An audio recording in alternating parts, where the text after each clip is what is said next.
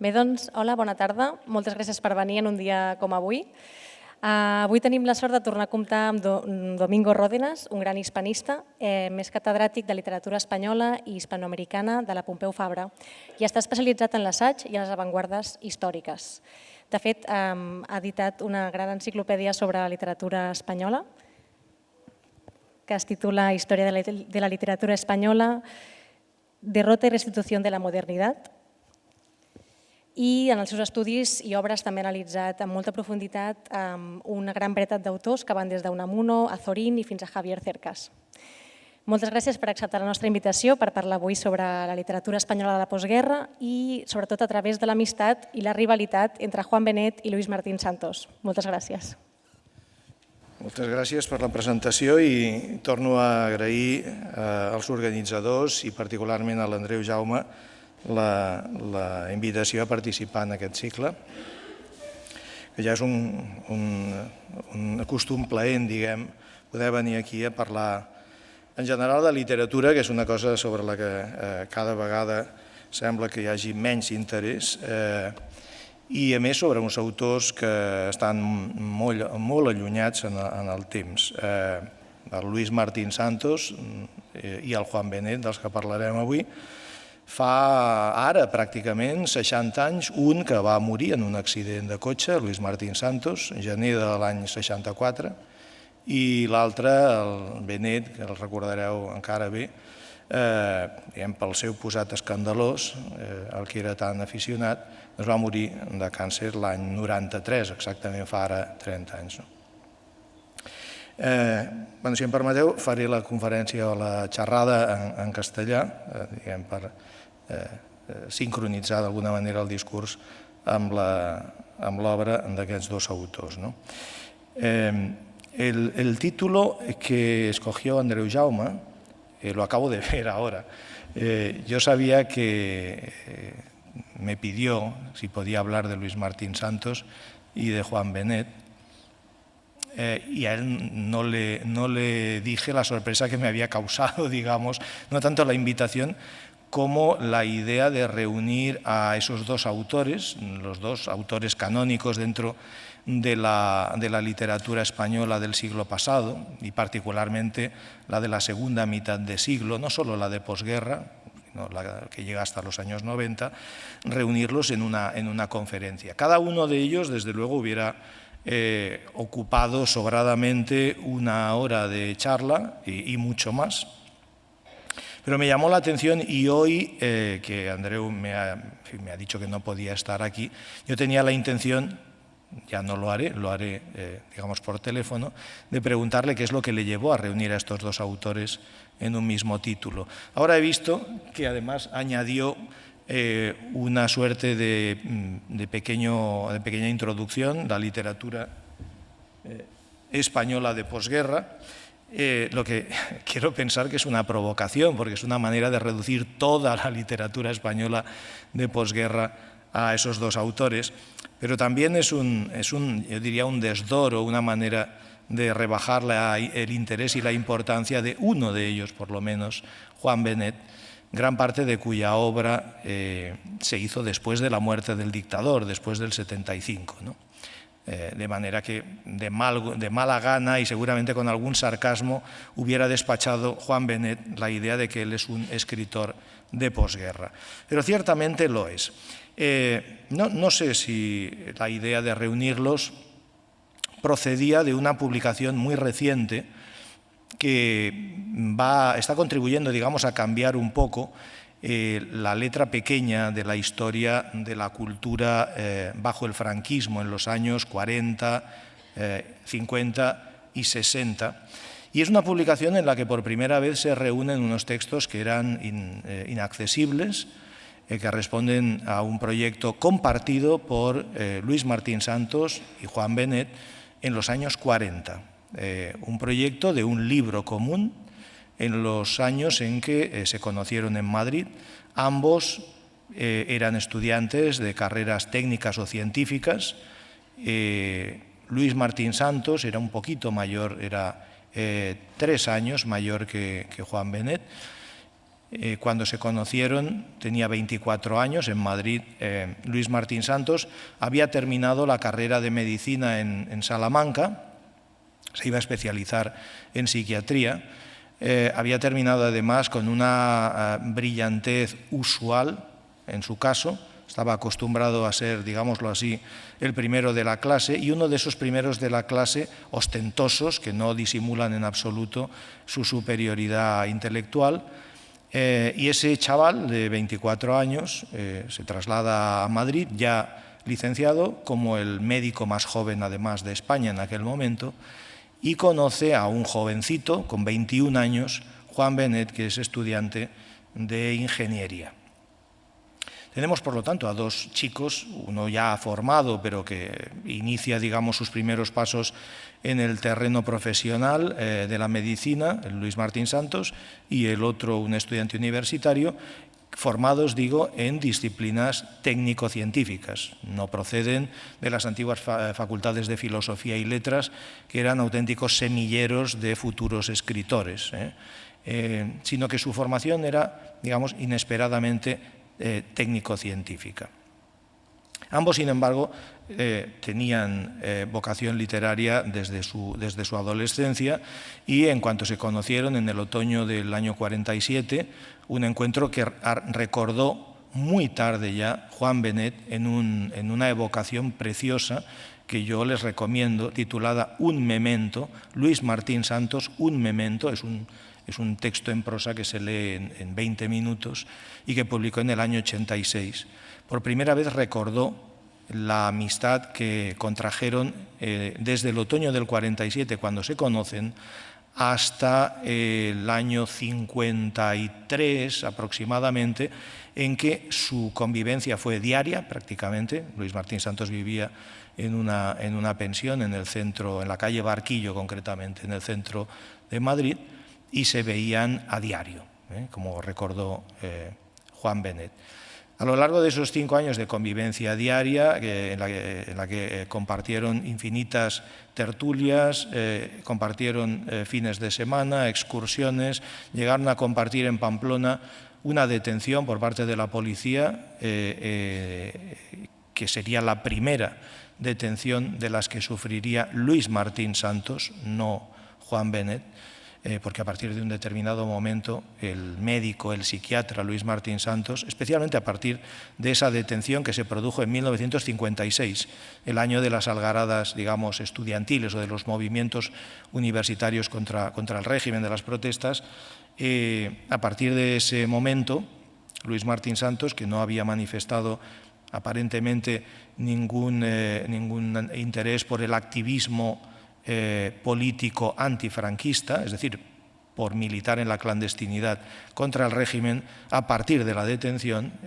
y no quiero establecer una relación causal, pero tampoco hay que descartarlo, como reacción, se acerca al Partido Socialista en el País Vasco, se afilia al Partido Socialista y empieza a desempeñar tareas de gestión de una importancia creciente a medida que transcurren los meses, hasta el punto de convertirse en torno al año 58, estamos hablando de mucho antes de que él publicara ningún libro con una cierta notoriedad, hasta convertirse en uno de los potenciales líderes del Partido Socialista en la clandestinidad. Alguna vez, es decir, uno de sus introductores en el Partido Socialista fue Enrique Múgica, el futuro ministro de Felipe González.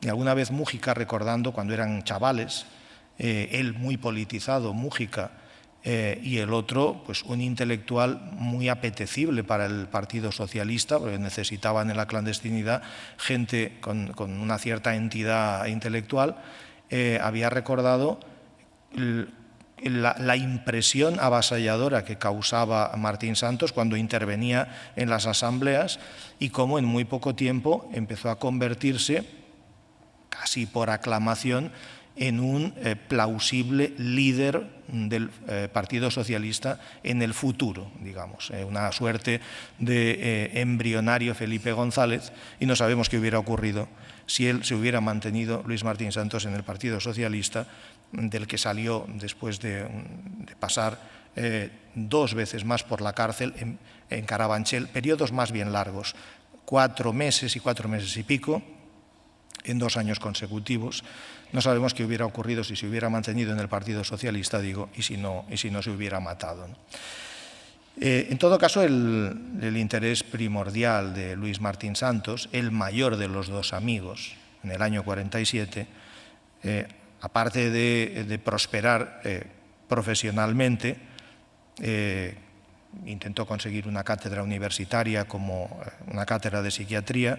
El régimen se opuso, es decir, esto es un episodio que contó otro amigo suyo de aquella época, el psiquiatra Carlos Castilla del Pino, en unas memorias que tal vez ustedes hayan leído y que yo les recomiendo fervorosamente, que es Pasado imperfecto. Es una de las memorias más crudas sobre la vida bajo el franquismo en los años 50 y 60, por lo menos para aquellos que aspiraban a desarrollar una cierta tarea profesional, en su caso en el ámbito de la medicina, pero también una carrera intelectual.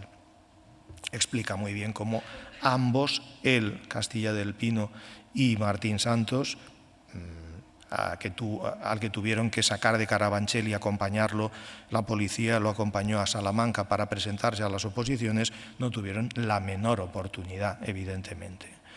Bien, todo esto pueden parecer cuestiones, digamos, anexas o no esenciales. Yo creo que son muy importantes, porque poco a poco este escritor, Luis Martín Santos, y hablo primero de él, porque en esta época Juan Benet de alguna manera operaba de aprendiz, me atrevo a decir, de aprendiz del avasallador Martín Santos.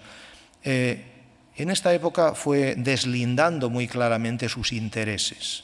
Ya estamos hablando, había nacido en el 24, de hecho el año que viene se va a celebrar el centenario de Luis Martín Santos, espero que se recuerde, aunque sea, en fin, de vez en cuando en la prensa, y ya tenía, digamos, una cierta edad cuando por fin escribe y publica una novela. El proyecto que quizás sugirió a Andreu Jaume la idea de reunirlos, se publicó hace ahora un par de años, quizás un poquito más, gracias al acuerdo de los herederos de uno y otro, de Benet y de Luis Martín Santos. En principio, antes de comentar ese proyecto, que a mí me parece ahora muy interesante como punto de partida, antes de eso, valdría la pena recordar que quizás hace 7 años, o 5 o 4 años, Luis Martín Santos y Juan Benet en la historia de la literatura figuraban en lugares clave dentro de la renovación de la novela, en realidad de todos los lenguajes literarios en los años 60, uno abriendo en cierto modo la década, Luis Martín Santos con una novela realmente subversiva, inesperada, Tiempo de silencio, y el otro, en cierto modo, acercándose al final de la década, en el año 68, Juan Benet con Volverás a Región.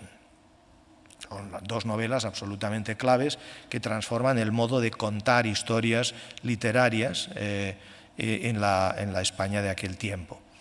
Y que además son 2 novelas que de alguna manera enmarcan una década, la de los 60, que en el ámbito del mercado literario se produce una transformación radical por muchas razones. Una de ellas, la llegada de los autores, es decir, la difusión y publicación de los autores latinoamericanos, el llamado boom que se inicia pues, en torno al año 62 precisamente, con la publicación, a la vez que se publica Tiempo de silencio en Seix Barral, en la editorial Seix Barral, con la publicación de La ciudad y los perros de Mario Vargas Llosa, el mismo año. Es muy significativo. Vargas Llosa había publicado antes un libro de cuentos, también en Barcelona, pero de la misma manera que Luis Martín Santos, esta novela, yo la he traído porque si tengo oportunidad leeré algún pasaje, porque me interesa que vean la extraña voz que surge, digamos, de la narración, que es una voz rara, igual que la voz que crea Juan Benet,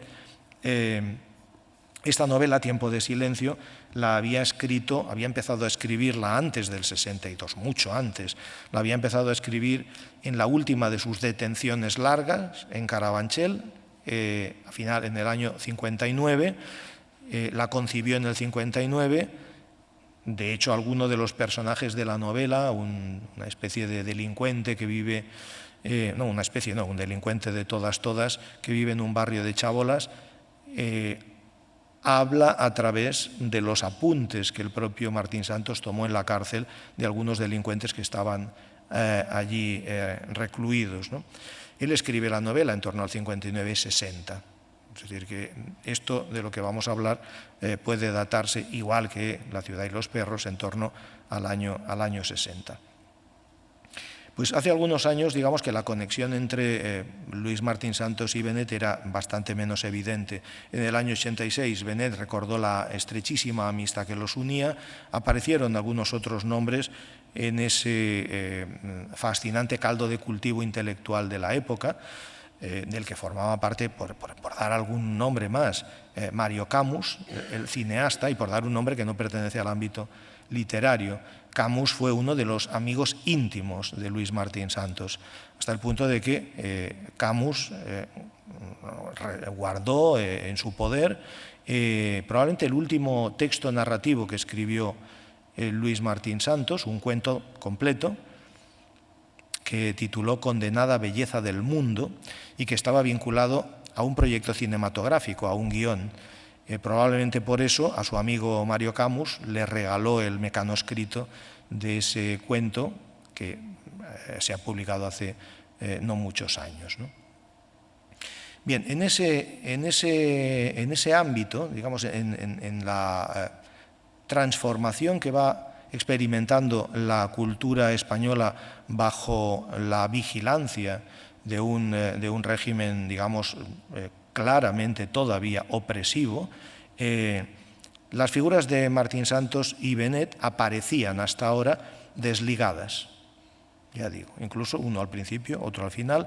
Cuando Benet publica Volverás a Región, hace muchos años que Martín Santos se ha muerto, está semi-olvidado, se van haciendo reediciones, hubo muchas de Tiempo de silencio, y el influjo de esa novela, de la que hablamos enseguida, se nota en gran parte de la narrativa posterior. Sin ir más lejos, Juan Goytisolo, Señas de identidad, es una excelente novela, es una novela urbana, una novela política, moral y urbana situada en Barcelona, delata la huella de la lectura sorprendida y admirativa de Tiempo de silencio. Pero el proyecto de su hermano, de Luis Goytisolo, una tetralogía gigantesca que le ocupó más de 20 años, que tituló Antagonía, esa tetralogía, esas 4 novelas muy interesantes, empiezan en torno al año 62-63, estando en la cárcel, Luis Goytisolo también, era militante del Partido Comunista y lo detuvieron. Y no tengo la certeza, porque no habría que preguntarle a Luis Goytisolo, que por fortuna todavía podría contestar, pero yo creo que el origen del proyecto de esa novela, que es una exploración de la burguesía bajo el franquismo esencialmente, es decir, de la clase media, a la que más o menos no le fue mal, iba, digamos, tolerando, transigiendo con un régimen que no le perjudicaba excesivamente, ese proyecto pudo tener también una parte del estímulo inicial, no digo todo, pero una parte del estímulo pudo venir de la lectura de Tiempo de silencio, de esa novela. Lo interesante de esta especie de iluminación del pasado que proporciona ese proyecto entre Benet y Martín Santos a finales de los años 40 y a comienzos de los 50 es que de pronto estos proyectos literarios o intelectuales, porque en ninguno de los dos casos ellos se limitaron a escribir fábulas, en ninguno de los dos casos se limitaron a ser narradores, ambos tienen obra que yo llamo pensativa, es decir, obra ensayística, reflexiones amplias. En el caso de Martín Santos hay un intento de conectar el psicoanálisis que él conocía desde dentro de manera, digamos, muy rigurosa por razones profesionales, con la filosofía entonces de moda, especialmente en los 50, la filosofía existencialista, sobre todo de Jean-Paul Sartre. Y ese intento de conciliar lo uno con lo otro no respondía más que a un intento de conciliar los problemas y conflictos del individuo, de cada uno de nosotros, con problemas que son comunes a toda la humanidad. Del psicoanálisis a ese pensamiento, a esa filosofía existencialista de la responsabilidad de ser libres, ¿no? De la necesidad de asumir que si somos libres somos responsables de nuestros actos.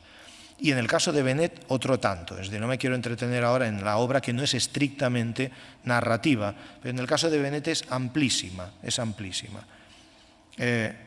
Hasta el punto, diría, de que hoy en día quizás pueda ser más interesante para muchos lectores el Benet ensayista o el Benet articulista, es decir, el Benet, sobre todo, después de la muerte de Franco, el Benet que en la transición, a partir del 76, 77 y en adelante, empieza a escribir en los periódicos y no únicamente en revistas de alta cultura como Revista de Occidente, donde había colaborado. El Benet que empieza a escribir en los periódicos artículos de opinión, por lo tanto, con un formato breve, con un registro de habla comprensible en alguien que había desarrollado una escritura fundamentalmente oscura, hermética. Ese Benet resulta hoy todavía especialmente interesante por el esfuerzo que hace en analizar fallas sociales o políticas que él detecta con las herramientas del intelectual, pero analizarlas en un medio público, como era la prensa de aquel momento, ¿no? Pero aparte de esa obra de articulista o de analista social en la prensa, Benet desarrolló una obra como ensayista muy, muy amplia, en la que ahora no me puedo detener. Pero sí diré una cosa a propósito de esto. El primer libro de Juan Benet que tuvo alguna repercusión, en fin, no fue un bestseller en absoluto, lo leyeron 4, fue un ensayo. En el año, él lo entrega en el 65, pero en realidad se difunde en el 66, 2 años antes, casi 2 años antes de la novela Volverás a Región. Y ese ensayo es un ensayito pequeño que le publicó Revista de Occidente, titulado La inspiración y el estilo, al que me referiré enseguida. Lo único que había publicado antes de ese ensayo, que es una teoría sobre lo que debe ser necesariamente escribir a la altura de 1960 y tantos, pero no en un país sometido por un régimen dictatorial, sino escribir en cualquier caso. Es decir, es una teoría sobre el sentido de dedicarse a alguien en su vida a escribir ficciones en cualquier lugar y tiempo. Eso es lo interesante. La reflexión de Benet, a la que volveré también enseguida, es una reflexión, yo diría, despojada de las circunstancias coactivas, opresivas, limitativas en las que él se encontraba bajo el régimen. Su concepción, ahora lo veremos, de para qué escribir, por qué escribir, tiene muy poco que ver con la de la novela, digamos, que se consumía habitualmente en los años 40, 50 y comienzos de los 60. Y a eso vamos. Esa novela que se consumía fundamentalmente era el tipo de literatura narrativa, me olvido ahora de la poesía, que siempre ha sido un género esencialmente minoritario. La narrativa estaba dominada por distintas formas de realismo basado en la creencia, la fe o la convicción de que es posible representar o retratar o fotografiar o captar la realidad del día a día con palabras. Es una fe nacida fundamentalmente en el siglo XIX, en el gran realismo del XIX, el realismo francés, de Balzac, de Flaubert, de Zola, el realismo inglés, de Dickens, etc., y que sigue hoy vivo. Sí, naturalmente, el realismo es una de esas estéticas que tanto en el arte como en la literatura resulta difícilmente impugnables o desplazables, porque hay un público mayoritario que obtiene, en fin, esto lo decía Aristóteles, placer en el reconocimiento, al reconocer lo que sucede, el tipo de perfil psicológico de los personajes, determinada ciudad, determinadas calles, al reconocer un conflicto emocional, sentimental, que quizás es el suyo o conoce a alguien que lo ha padecido, obtiene placer, ¿no? Pues bien, las distintas formas de realismo a los jovencísimos Juan Benet y Luis Martín Santos del año 47 les dejaban fríos. Ni les gustaba el realismo violento, agresivo, hosco, lo que se llamó entonces el realismo truculento, la truculencia, la que practicaba, por ejemplo, un Camilo José Cela en el Pascual Duarte, o Ana María Matute en alguna de sus primeras novelas, Los Abel, de los años 40. Es decir, novelas muy, muy duras, que además ponían el acento en escenas particularmente difíciles de digerir para los lectores, ¿no? Y que no traducían más que, de alguna manera, la dureza de la vida en aquellos años. Aquello no les parecía que era una forma corrompida de arte literario. La literatura tenía que ser otra cosa. El caso es que había que alejarse de aquello, había que alejarse también de ciertas formas de imitación del neorrealismo italiano que había empezado a llegar. El neorrealismo italiano, basado esencialmente en la representación de una sociedad sencilla y de las relaciones de dependencia entre los miembros de esa sociedad, en la representación de las desigualdades socioeconómicas, etcétera, etcétera, tampoco les parecía satisfactorio.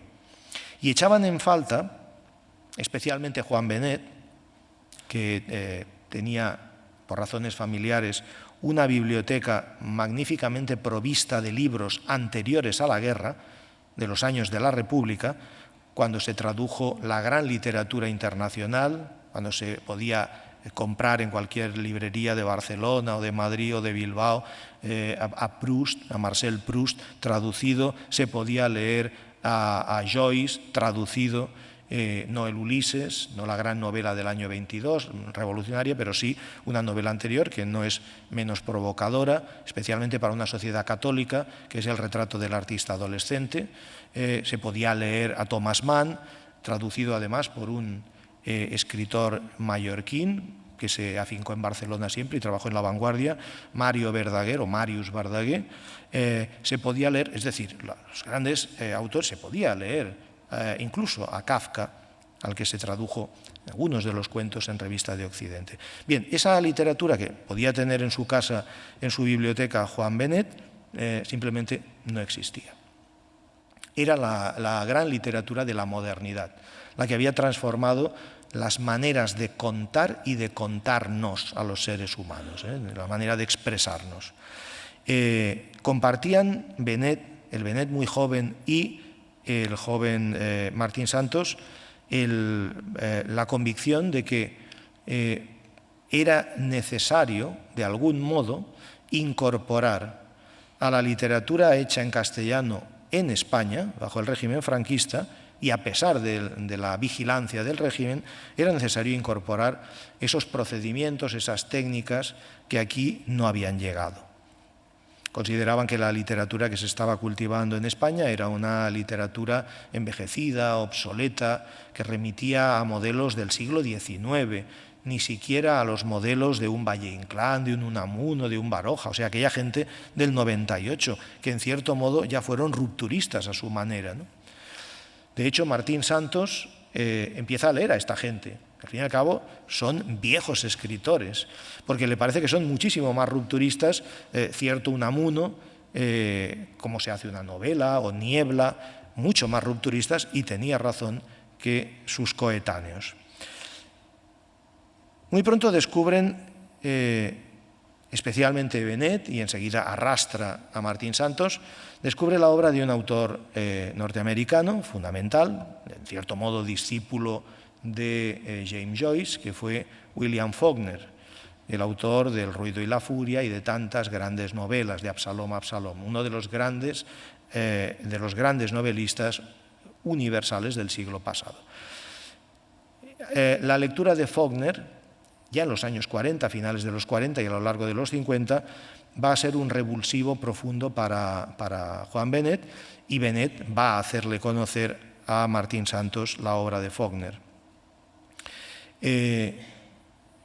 Pero también está fascinado por la obra de Joseph Conrad, la representación de los conflictos morales de los héroes de Conrad, mucho menos experimental, pero mucho más profundo en la configuración de los traumas y de los conflictos. Está fascinado Joan Benet, mucho más leído en ese momento, aunque más joven, por la prosa de Marcel Proust, una prosa que se va desenvolviendo casi como un hilo de una madeja, va saliendo con una sintaxis lenta, sinuosa, serpenteante, que va a tener mucho que ver con el modo de escritura que él se va a inventar. En definitiva, lo que quiero decir es que descubren, siendo jóvenes, a los grandes creadores de la modernidad. Y en cierto modo, cada uno de ellos, Luis Martín Santos por un lado y Benet por otro, van a encontrar yo diría, en sendos maestros de la modernidad, guías para su proyecto literario. En el caso de Martín Santos va a ser James Joyce, esencialmente. En el caso de Joan Benet sería, como he dicho, William Faulkner, con muchos elementos de Conrad, de Proust, y un sustrato en ambos casos de la lectura siempre contagiosa de Kafka.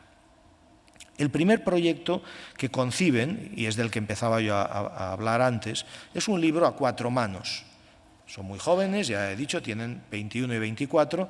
A lo largo de 2 años, es decir, hasta que tiene uno 26 y el otro 23, conciben un libro de cuentos muy cortos, cuentos que hoy llamaríamos microrrelatos, relatos muy, muy breves, a veces de unas líneas, otras veces de 3 páginas, pero no mucho más largos, y que ellos piensan como apólogos, es decir, aquellos cuentos de tradición antigua o medieval que contenían siempre una enseñanza, pequeños cuentecillos que también llamamos sapienciales, ¿no?, que transmiten un aprendizaje. La diferencia entre los cuentos que ellos se ponen a escribir y el apólogo es que ellos eliminan, suprimen, como ocurre en la obra de Kafka, por cierto, suprimen la moraleja. Son cuentos sin moraleja, no pretenden adoctrinar a nadie, no pretenden aleccionar ni enseñar nada, sino que pretenden golpear la sensibilidad del lector, sacudirle, provocarle una sensación y a veces empujarle a pensar.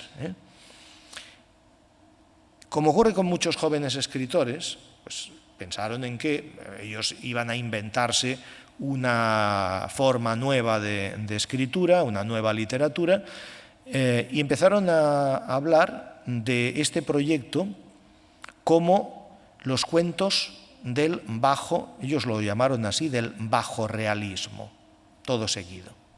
Es un juego de palabras, se trataba de negar, de recusar el realismo como una fórmula artística, realismo no nos sirve, y inspirándose en el surrealismo francés, que por entonces ya prácticamente había fijado su nombre en castellano, es un error, como surrealismo en lugar de sobrerealismo o superrealismo, que es como debería haberse traducido en función del prefijo.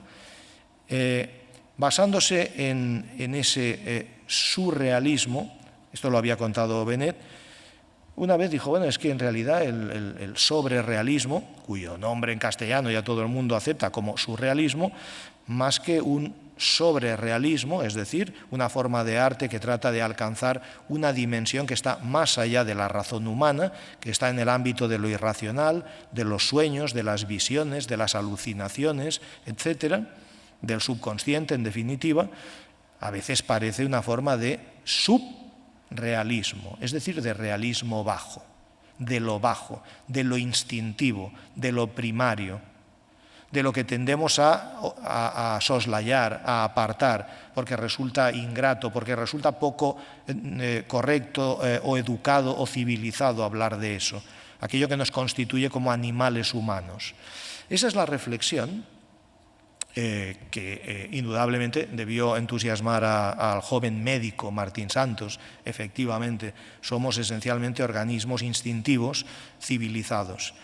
Y consideraron que era posible hablar de la experiencia humana a través de una estética que se focalizara fundamentalmente en esa dimensión primaria, básica, instintiva o baja en términos figurados.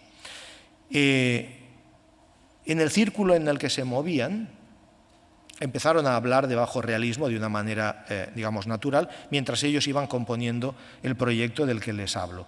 El proyecto, lo he dicho al principio, se publicó por fin, tras la muerte hace casi, ahora 30 años, entonces 27 años, de Juan Benet, que siempre se opuso, dijo, no, eso no vale nada, eso son cosas de cuando éramos unos críos. Se publicó con el título original, es este libro, El amanecer podrido. El título es muy bueno para definir de una manera sintética la falta de esperanzas bajo el régimen, bajo la dictadura. Es decir, cualquier principio de día, cualquier amanecer parecía estar corrompido, no auguraba ningún desarrollo esperanzador, ¿no? Los cuentos que aparecen aquí responden a eso que ellos consideraron bajo realismo, pero no llegó a cuajar el concepto no llegó a cuajar en un manifiesto público, en algo parecido, para que sepamos a qué se estaban refiriendo. Sin embargo, en el año 50, o sea, cuando llevaban 2 años y pico, enzarzados, digamos, en la composición de este libro, que al final arrumbaron y quedó en manos de los hijos, es decir, quedó en los archivos respectivos, y luego cuando los hijos crecieron se encontraron allí unas carpetas que han, digamos, conservado hasta hace 3 años. Y eso, empezaba a contarles antes esto. Hace 3 años, al parecer, se reunieron, bueno, esto me lo han contado directamente los hijos de uno de ellos, se reunieron los hijos de ambos, vieron la posibilidad, es decir, encontraron cuentos de uno y otro cruzados en los archivos, porque se los habían, eran chavales, se los escribían, se lo pasaban a máquina, corregían, y consideraron la posibilidad, pensaron, pero vale la pena, a ver si ahora vamos a desacreditar la buena memoria literaria de nuestros padres. Consideraron la posibilidad, y lo cierto es que llegaron a la conclusión de que valía la pena, y publicaron el libro. El libro,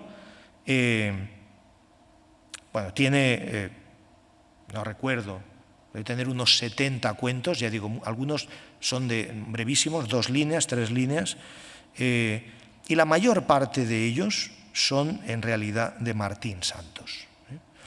Me había anotado aquí la cifra simplemente para que se hagan una idea. Sí, está por aquí. De los cuentos que hay en el libro, 41 estaban firmados, que ponían debajo los iniciales, por Martín Santos. Solo 10 por Benet, por Juan Benet. Y 16 no estaban firmados por ninguno de ellos, de manera que habría que deducir de los rasgos de estilo a cuál pertenecían. Pero en todo caso, con estas cifras parece bastante claro que el motor del proyecto era Martín Santos. En el año 50, todavía estaban con esto, en el año 50, en una revista del régimen, una revista literaria que duró 5 años, se llamó Correo Literario, y que había fundado un poeta, cierto modo, del régimen, Leopoldo Panero,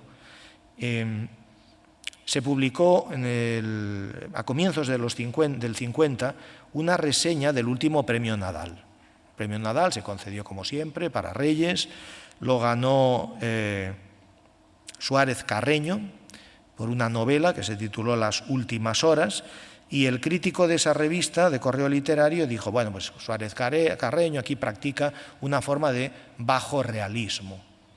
Bueno, bastante tuvieron ellos, un crítico, ni más ni menos, a los críticos los despreció siempre Juan Benet, hasta sus últimos días, un crítico se atreve a utilizar una expresión, una etiqueta que es nuestra. Entonces inmediatamente escribieron 2 cartas, en realidad una un poquito más corta, y dijeron, no, tú dale, otra más larga al Correo Literario, que creo que no publicó, pero las hemos conservado.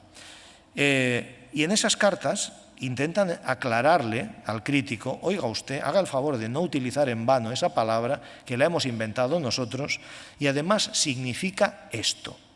Como he dicho, no escribieron un manifiesto, pero tenemos estas cartas y aunque no es muy claro, porque probablemente para ellos el concepto era un poco difuso, yo creo que lo he aclarado yo más ahora cuando lo he asociado con el carácter instintivo primario de ciertas experiencias, aunque no es del todo claro, quiero leer trocitos de esa carta. Dicen en medio de la carta, en el momento actual tenemos de producción auténticamente bajo real, así como media docena de cuentos, es decir, están trabajando en esto, y una novela a punto de ser concluida. Una novela en el año 50. Bien, la novela, bueno, lo digo de cierto modo como anticipo, existe y tiene título y está acabada. Es una novela que yo espero que pueda publicarse a lo largo del año del centenario, es una curiosidad. Se titula El vientre hinchado y se conservaba entre los papeles de Martín Santos. Es una novela suya, anterior a Tiempo de Silencio. Anterior, más de 10 años anterior. Siguen, para nosotros lo bajo real es el descubrimiento de una nueva verdad literaria, bueno, esto es bla, bla, bla, bla. El elemento real se utiliza en toda su pureza indeformada, es decir, en lo esencialmente irreductible puro, pero con una intención nueva. Lo real no se utiliza en su totalidad, sino mediante una selección de lo puro real, de lo bajo real, nada más lejos del realismo naturalista o del simple escudriñar las realidades desagradables. No es eso. Nosotros buscamos las realidades bajas, y lo subrayan. La obra de arte, cuando ellos subrayan bajas, hay que suponer que es exactamente el antónimo de sublime o alto, naturalmente. Es una especie de realismo anti o contrarromántico, contraidealista. La obra de arte, dicen ellos, queda muy ceñida dentro de su propia intención artística y en este sentido lo bajo real no está engagé, es decir, no está comprometido. Es muy interesante que utilicen este adjetivo en francés en el año 50, porque Jean-Paul Sartre había publicado hacía 2 años y medio qué es la literatura, donde desarrolla la teoría del compromiso, del engagement, del compromiso del intelectual con la sociedad a la que pertenece. Es una teoría, la del compromiso cívico, ético o político, que Jean-Paul Sartre había anticipado en 1945, el mismo año que se acaba la Segunda Guerra, pero cuyo desarrollo está en ese libro que acabo de mencionar, en qué es la literatura.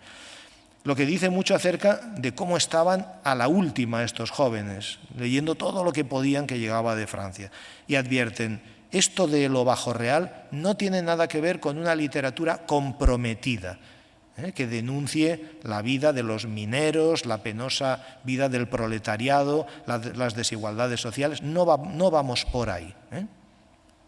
Y esto es interesante porque en el año 50 se empieza a desarrollar en España una literatura, llamémosla así, comprometida, o también la hemos llamado de realismo social. A veces se ha llamado de realismo socialista. Una literatura que trata de mostrar las desigualdades, las quiebras en la sociedad española sometida a un régimen dictatorial y a una economía controlada, en cierto modo, por grandes capitalistas que se benefician de una estructura de Estado. Aquella era una literatura, la de los años 50, claramente comprometida, señalando culpabilidades y responsabilidades. La burguesía era corresponsable de la opresión que sufrían campesinos, bla, bla, bla, bla. Y en el 50 estos dos jóvenes dicen, no, nosotros, está muy bien, es necesario, ambos años después, como he señalado, van a ser hombres comprometidos políticamente. En el caso de Martín Santos, ya lo he dicho de una manera muy clara, 4 veces tuvo que pasar por la cárcel. En el caso de Benet, quizás un poco más astuto, se involucró a mediados de los años 60 con los grupos, digamos, de la naciente socialdemocracia en torno a Dionisio Ridruejo, el antiguo falangista, que se había convertido en un enemigo del régimen y que había fundado clandestinamente un partido socialdemócrata. Pero ambos, digamos, que encauzaron su compromiso, digamos, de ciudadanos contra un régimen dictatorial por otra vía distinta de la literatura, sin confundir lo uno con lo otro. Y esta claridad, es decir, el compromiso, la lucha antifranquista no puede volcarse en el texto literario, porque entonces, en lugar de literatura, haremos propaganda. Esa imposibilidad la tienen muy clara ya en el 50, muy pronto. Y acaban diciendo: las realidades conseguidas con el bajorrealismo no podrían utilizarse con fines sociológicos. No queremos que se utilice para mostrar cómo crece el chabolismo en la periferia de Barcelona o de Madrid. No, no es eso lo que queremos. Tampoco queremos que se utilice con fines psicopatológicos, ni siquiera políticos, añaden. Simplemente se trata de observar, de ver el ser, es decir, el ser humano, el ente, bajo en su condición primaria. Luego resulta, y quiero leer un par de cuentos para que todo esto no quede simplemente en una especie de burbuja retórica de estos jóvenes, luego resulta que los cuentos son bastante más convencionales de lo que aquí aparece. Es decir, hay una propuesta de máximos, vamos a conseguir todo esto, y luego la práctica se queda bastante por debajo. Pero hay algo interesante en esas dos cartas, algo más, antes de leer un par de cuentos. De un lado, la importancia que le conceden al estilo, vamos a decirlo así, que es el término que va a utilizar Juan Benet en el ensayo del año 66, la inspiración y el estilo. El estilo. Dicen, los valores estilísticos son los que definen lo bajorreal, la literatura bajorreal, y son los que dan fe de que nuestro intento de hacer una literatura nueva es acertado. Fíjate, el estilo. Hay una cierta contradicción. No habíamos quedado en que se trata de proyectar luz sobre nuestra condición instintiva y primaria. Enseguida se dan cuenta de que la literatura, digamos, se libra en el territorio del lenguaje.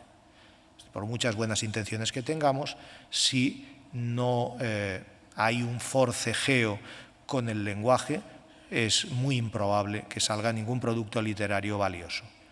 Esto también lo intuyen y veremos cómo los dos, de maneras muy distintas, Martín Santos primero y luego Benet, van a hacer de la elaboración con el lenguaje, del estilo, vamos a llamarlo así, el centro absoluto de sus respectivas teorías narrativas, lo que llamamos sus poéticas. Las poéticas son los principios o normas que rigen o que orientan el ejercicio de un escritor. Y en la otra carta, intentan aclararlo un poco más, dicen lo bajorreal es este hecho instantáneo que aparece siempre debajo de la realidad que fluye. Es decir, el ir pasando los minutos, las horas, los días. Hay algo debajo, nuestra condición animal, nuestra condición instintiva, lo que siempre aparece debajo de la realidad fluyente y que no vemos, especialmente porque con la gruesa capa de civilización, casi diría afortunadamente, hemos tapado eso que no vemos. Y dicen, lo bajorreal es ese hecho instantáneo, lo que de pronto aflora, lo que de pronto rompe esa capa, lo que en cada momento, dice, es constante, cerrado y bajo.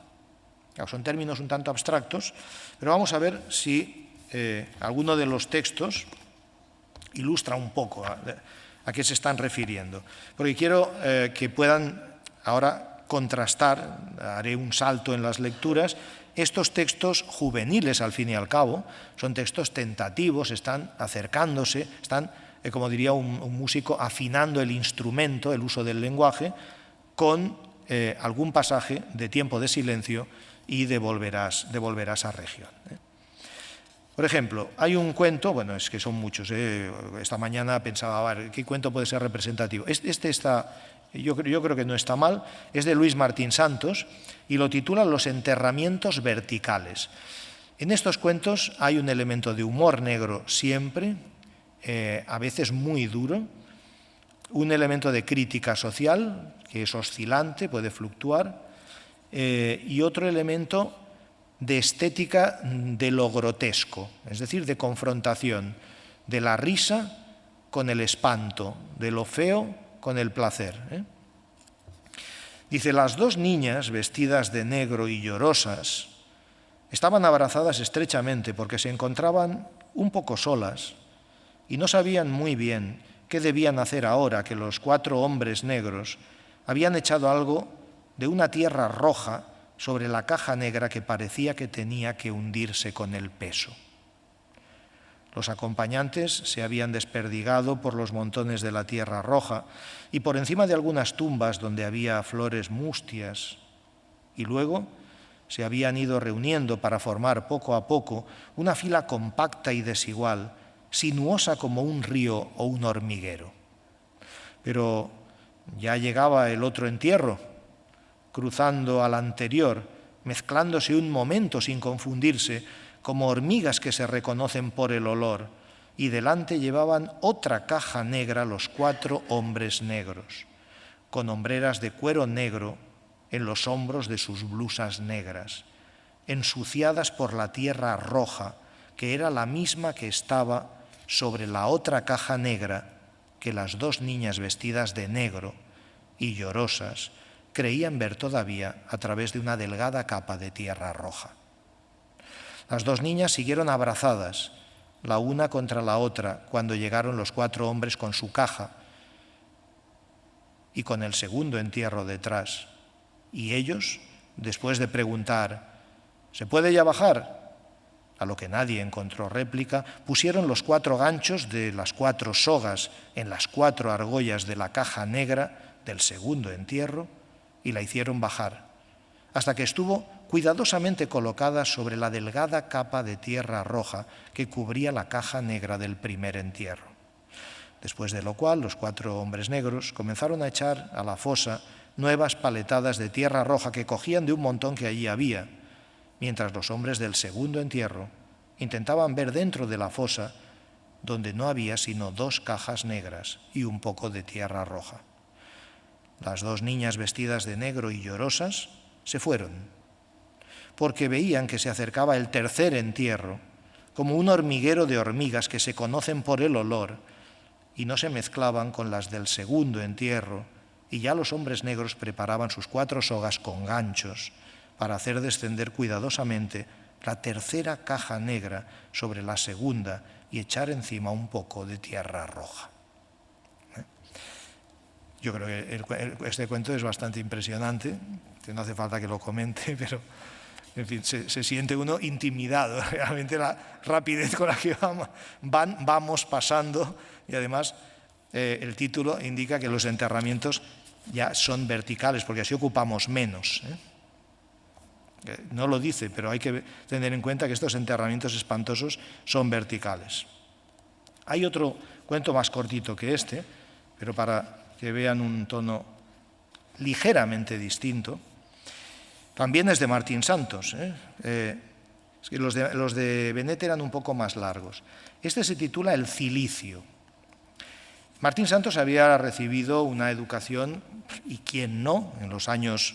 En fin, él había nacido en el 24, como he dicho, en los años 30, todavía, en fin, pero en los años de la República pudo haber recibido una educación digamos, no religiosa, pero no fue así en su caso. Su padre era militar, era un militar franquista. Martín Santos perteneció a una familia de vencedores de la guerra y, por lo tanto, fue un rebelde, fue un heterodoxo en su casa, a partir de un determinado momento. Sobre todo cuando dice en casa, mira, yo es que ya en Dios no creo, o sea, no es que no crea en Cristo, es que ya soy ateo. Ocurrió a los 18 años más o menos y fue un terremoto. Su fijación con las prácticas eclesiásticas y con digamos, los usos, los hábitos litúrgicos aparece en tiempo de silencio. Y una de las prácticas que a él le exasperaba era la del cilicio, la del castigo corporal mediante el cilicio apretado en la cintura para que cualquier movimiento pues, hiciera que las púas se clavaran en la carne y enfriaran pretendidamente los malos instintos o pensamientos. El texto dice así, y me permito, no quería hacer comentarios de texto en absoluto, pero sí que quiero hacer una observación. Fíjense cómo el cuento anterior es un cuento elaborado desde una mentalidad casi industrial. Hay un elemento de industrialización de la muerte, y es la mente de un científico. Primer entierro, 4 hombres, 4 argollas, 4 maromas, se baja, pam, siguiente, pim, exactamente. Casi un sistema de producción fordiana, ¿no? Aquí también hay algo de eso, pero solamente al final. El cilicio. Dice, es un instrumento que se coloca cuidadosamente, fíjense que tiene forma de descripción para quien no sabe de qué va. Es un instrumento que se coloca cuidadosamente sobre una de las partes suaves y sensibles del organismo humano.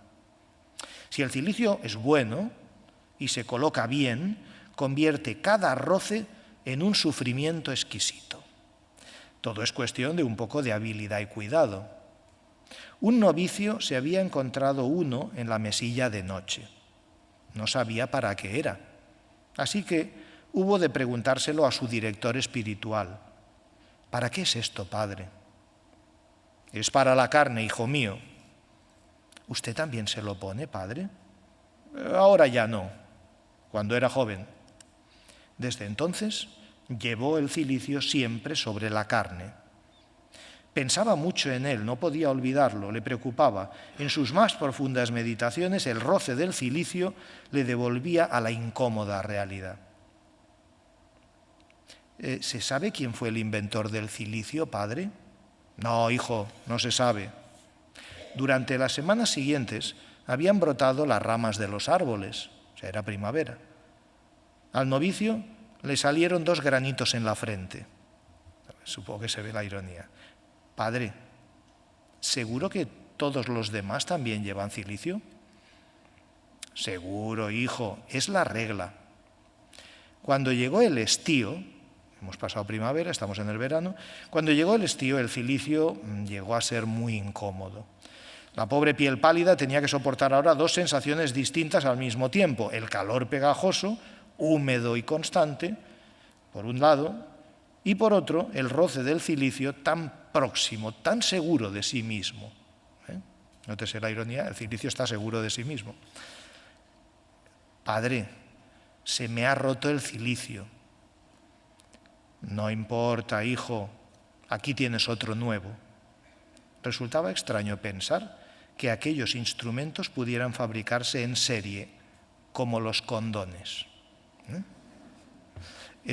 Naturalmente, bueno, por este final magnífico, pueden suponer que estos cuentos eran impublicables. Ellos lo sabían. He preferido obviar algún otro que es bastante más directo, incluso en el léxico que utilizan. Ahora se pueden publicar y se pueden valorar. Fundamentalmente lo que vemos, digamos, son dos jóvenes que están de alguna manera eclosionando en su talento literario, pero que todavía no han definido, digamos, unos proyectos individuales. Como decía antes, después de este libro que quedó inconcluso e inédito hasta ahora, El amanecer podrido, bueno, las vidas de ambos se complican. Martín Santos se presenta a unas oposiciones en el Hospital Psiquiátrico de Ciudad Real, creo recordar, las gana, en fin, abrumadoramente, porque era muy, muy impresionante, digamos, su ostentación de superioridad intelectual, impresionante y probablemente también exasperante. Da un retrato suyo, por ejemplo, el editor Carlos Barral, si alguien tiene interés, en sus memorias. porque en el año 50, cuando Martín Santos decide que necesita leer toda la ciencia psiquiátrica alemana y quiere también leer a los pensadores post-heideggerianos, es decir, quiere leer a Heidegger como maestro en la distancia de Jean-Paul Sartre, el primer pensador que formula una filosofía de la existencia, y quiere leer toda la filosofía posterior. Y Martín Santos sabe que eso hay que hacerlo bien. ¿Cómo? En alemán.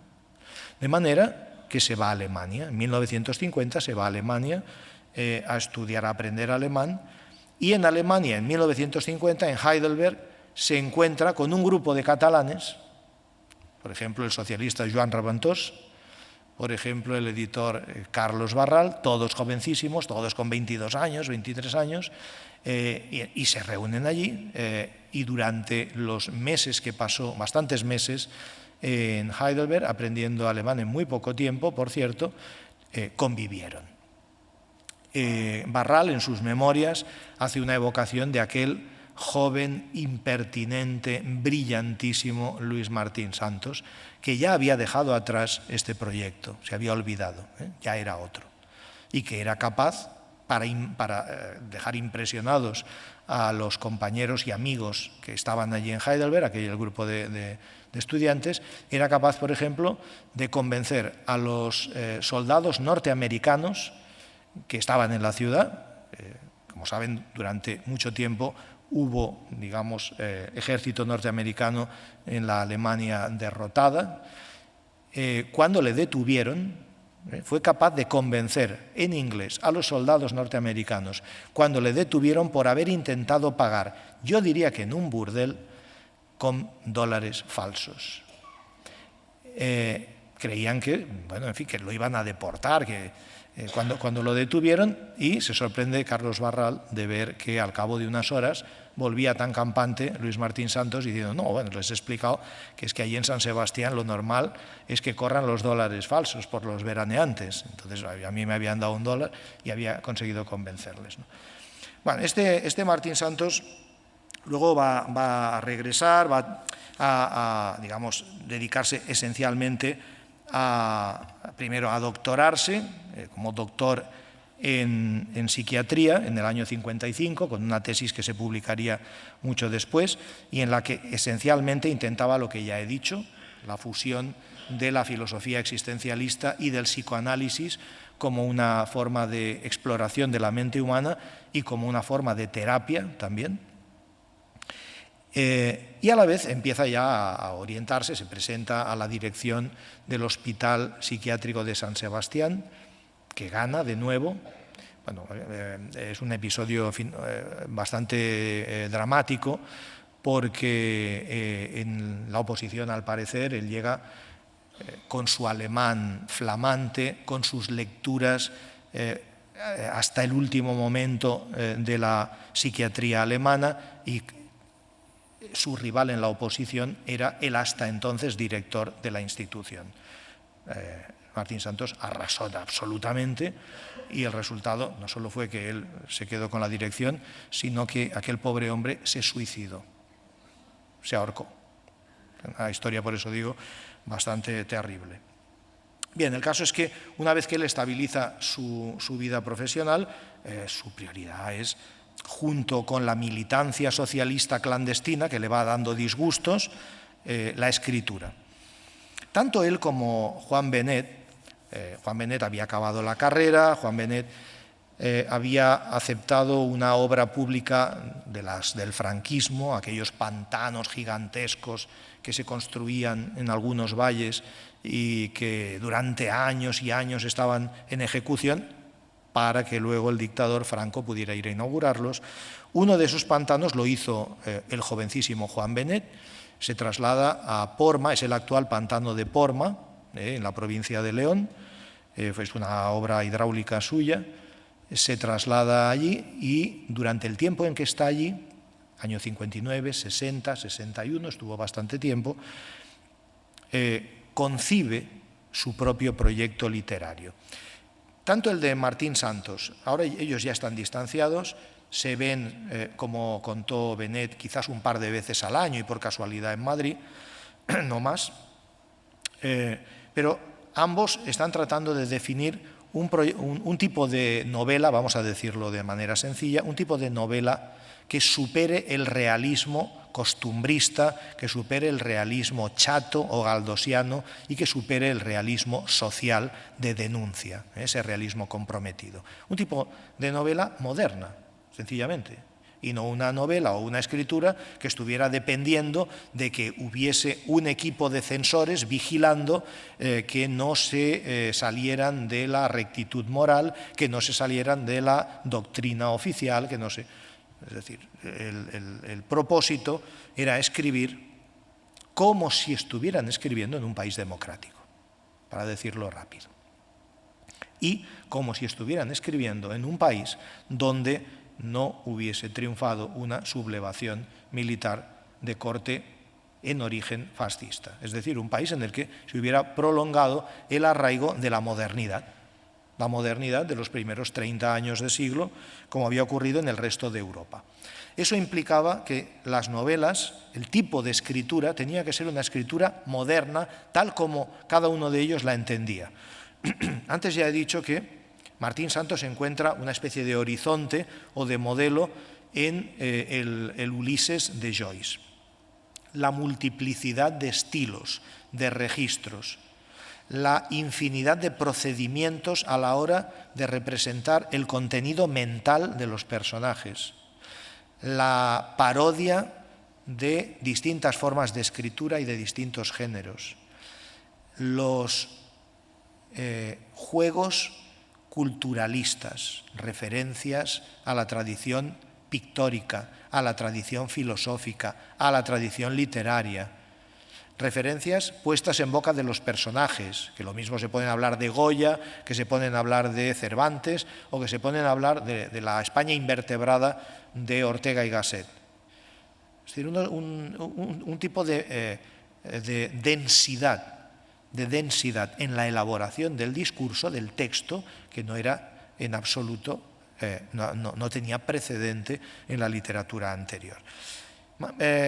Benet, sin embargo, en la soledad, digamos, del pantano o del valle donde estaba trabajando, y probablemente, en fin, inspirado por muchas cosas, también por las montañas leonesas, por aquel aislamiento, después de leer mucho ya a Faulkner y la representación que Faulkner hace del sur de los Estados Unidos, del Mississippi natal, donde él había nacido y donde vivía, la representación que hace a través de un territorio que se inventa William Faulkner, un territorio mítico, probablemente esto ya lo saben ustedes y quizás en este ciclo se haya hablado en algún momento de Faulkner, la representación a través de la invención de una geografía imaginaria, que es la del condado de Yoknapatawpha, que es un nombre que él toma de los indios indígenas de la zona, y que viene a corresponder aproximadamente a una zona del Mississippi. Faulkner construye ese territorio en clave mítica para representar en las familias que habitan ese territorio conflictos que afectan a cualquier familia en cualquier lugar y en cualquier tiempo. Es decir, digamos que la maniobra de Faulkner que copia Juan Benet es la de deshistorizar las historias que cuenta, arrancarlas de la historia, destemporalizarlas y de ese modo universalizarlas. Es decir, las arranca de un espacio concreto, las traslada a un espacio imaginario, Yoknapatawpha, y de un tiempo concreto que son los Estados Unidos de los años 20. Benet ve la posibilidad de hacer algo parecido y inventa un territorio imaginario, adentrado en la montaña, un territorio de difícil acceso, con una población pequeña a la que llama región y los entornos de región, las montañas de Mantua. Inventa, como buen ingeniero, crea de hecho un territorio y elabora un mapa con el que él estuvo trabajando a lo largo de toda su vida, desde el año 60 hasta 1983, que decidió compartir ese mapa en la primera de las novelas que dedicó a la Guerra Civil, eso fueron finalmente 3 entregas, las tituló, y es un proyecto incompleto, Herrumbrosas lanzas. La primera de los volúmenes, el primero de los volúmenes de Herrumbrosas lanzas, venía con un plano desplegable y un plano profesional gigantesco de región, que hoy pueden imaginar que los coleccionistas lo buscan como oro en paño. Bien, él ideó ese territorio a semejanza de lo que había hecho William Faulkner con Mississippi. Y escribió una novela en clave mítica, en clave, en cierto modo, legendaria, con elementos religiosos que había aprendido leyendo una célebre historia del pensamiento religioso de finales del siglo XIX, pero es que ahora, en fin, es aburrido hablar de esto, de James George Fraser. Fue un libro fundamental en toda la cultura europea de hace ahora 120 años, que se tituló La rama dorada, y que era un estudio comparado de las distintas religiones, a través del que este etnólogo intentaba ver las estructuras profundas que compartían las religiones y que por tanto formaban parte, en cierto modo, de la naturaleza humana, la necesidad de creer en un Salvador joven que ha sido sacrificado y cuyo sacrificio implicará la salvación de toda la comunidad. Bueno, ese es el esquema obviamente del cristianismo, pero es que se da en muchas otras religiones. Bueno, ese libro impresionó a Bennett, y de alguno de los personajes que se estudian ahí tomó la idea de un personaje muy misterioso que él llamó Numa. Y en torno a ese personaje, el Numa, escribe su primera novela, que sigue hoy inédita. Bennett escribe su primera novela a la vez que Martín Santos está escribiendo Tiempo de silencio. Sería muy interesante poder publicar, que los herederos autorizaran la publicación de esta novela. La novela la tituló El guarda, porque él imagina al Numa como un guarda que vive emboscado en una montaña y que vigila que nadie atraviese el perímetro de la montaña, que nadie se adentre en la montaña. Si alguien lo hace, se juega su vida. El Numa lo mata. Y en el pueblo de región saben que 2 o 3 veces al año se oye el disparo del fusil del Numa, ejecutando a aquellos que han osado transgredir la sagrada ley de que a la montaña sagrada de Mantua no se puede acceder. Naturalmente, esa figura es simbólica, pero el simbolismo no es transparente. Si fuera transparente sería una alegoría barata. Algunos estudiosos, especialmente norteamericanos, algunos críticos, han querido ver en esta figura, que es constante en la obra de esta figura del Numa, de ese guarda, hosco y terrible, han querido ver una representación alegórica de Franco, Franco vigilándolo todo y fusilando a quienes pueden salirse, digamos, del cauce de la ortodoxia del régimen. Es una simplificación. Simplemente es una de las posibles interpretaciones. A mí me parece un poco elemental, un poco tosca, porque la figura del Numa, que aparece en esa novela, inédita, pero cerrada, que decidió no publicar, reaparece en Volver a esa región, la primera novela de Bennett, en 1968 o 67, cuando la entrega. Leo el principio, para que vean la importancia de ese personaje. Este es el principio de Volver a esa región, que es tanto como decir las primeras palabras del Bennett narrador. Ya tenía una cierta edad, no era un jovencito, ni mucho menos. Recuerden que el proyecto del Amanecer Podrido él lo escribe con Martín Santos a partir de 1947. Esto aparece en el 68. Es una obra de madurez, por tanto. Empieza así. Es cierto. El viajero que saliendo de región, ese principio es magnífico. Y ahora explicaré por qué muy rápidamente.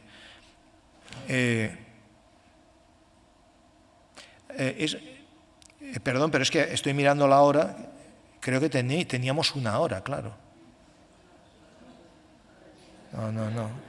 No, lo siento, este es un defecto habitual mío, ¿eh? En las clases en la universidad me ocurre exactamente lo mismo, menos mal que los estudiantes me avisan. Vale, acabo enseguida. Lo voy a decir mucho más rápido.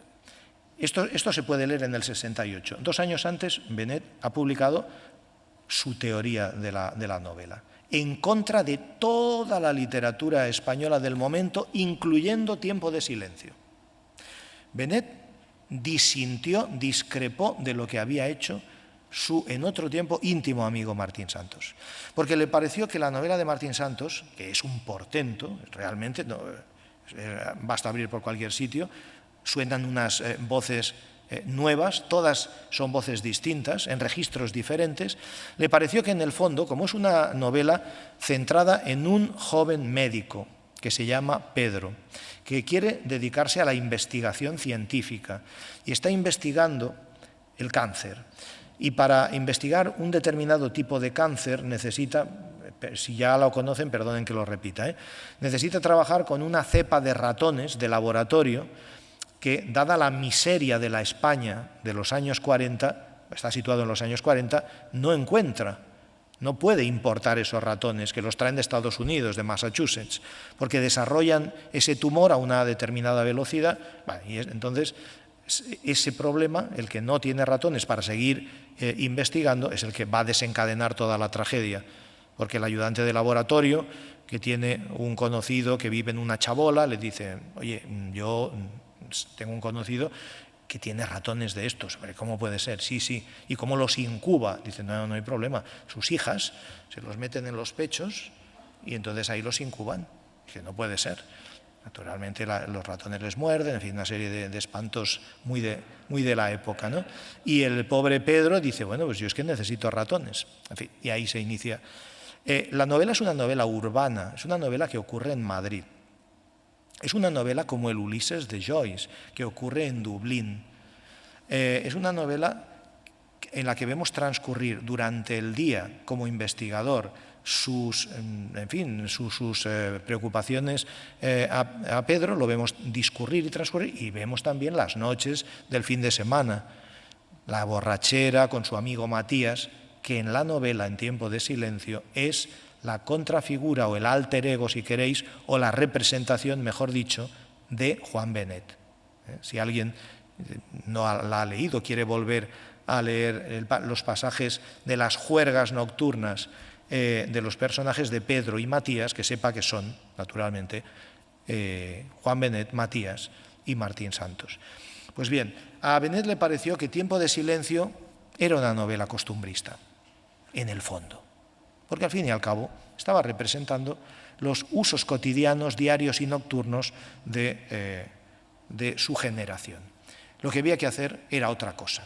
Lo que había que hacer, y esto lo dice en el libro del 66, en La inspiración y el estilo, es construir una realidad distinta, una realidad alternativa, una segunda realidad, una realidad cuya única entidad y consistencia sea verbal, lingüística, una verdad literaria, que no dependa para nada de la realidad ordinaria que nosotros vemos, en la que nos desenvolvemos.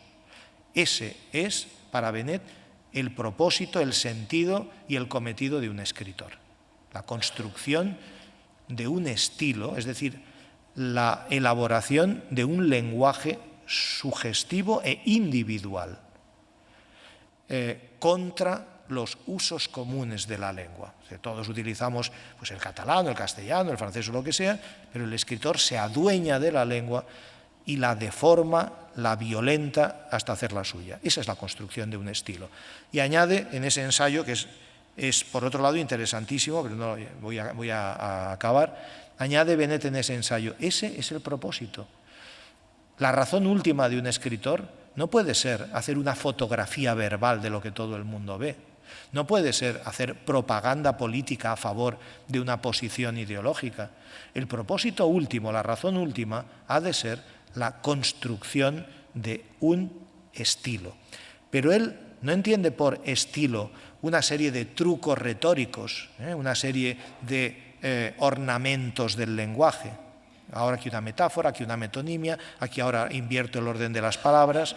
No se trata de eso. Para él el estilo es un modo de conocimiento. El modo en que elaboramos, en que violentamos el lenguaje, en que estiramos la sintaxis o en que optamos por determinadas palabras en lugar de otras, desplazándolas, hacen que penetremos a mayor profundidad en la realidad en la que vivimos. Para Benet, por lo tanto, el estilo es una vía de penetración cognoscitiva en la realidad. Y acabo, de ahí que la novela, cuando aparece, Volver a esa región, empiece así, de una manera tan inesperada. Es cierto. ¿Cómo que es cierto? ¿De qué está hablando? Es cierto, el viajero que saliendo de región pretende llegar a su sierra siguiendo el antiguo camino real, porque el moderno dejó de serlo, se ve obligado a atravesar un pequeño y elevado desierto que parece interminable. Es cierto. ¿Quién lo ha dicho para que lo confirme? Parece que hay una conversación anterior. No hay conversación. Conviene, es decir, una posibilidad de explicar este es cierto. Es el desafío de decirle al lector, lo que vas a leer ahora, región, la montaña de Mantua, el hospital olvidado ahí en medio, con un doctor viejo. Todo esto es cierto aquí. No hay. Y aquí vas a alcanzar un nivel de conocimiento de la complejidad de la naturaleza humana que no vas a poder ver, que no está visible en la realidad donde tú te encuentras. Ese es el sentido de este principio. Es cierto. Aparece enseguida el numa y el numa cerrará también esta novela. Pero bueno, con el numa tengo que cerrar esta charla porque se me ha ido ya de las manos.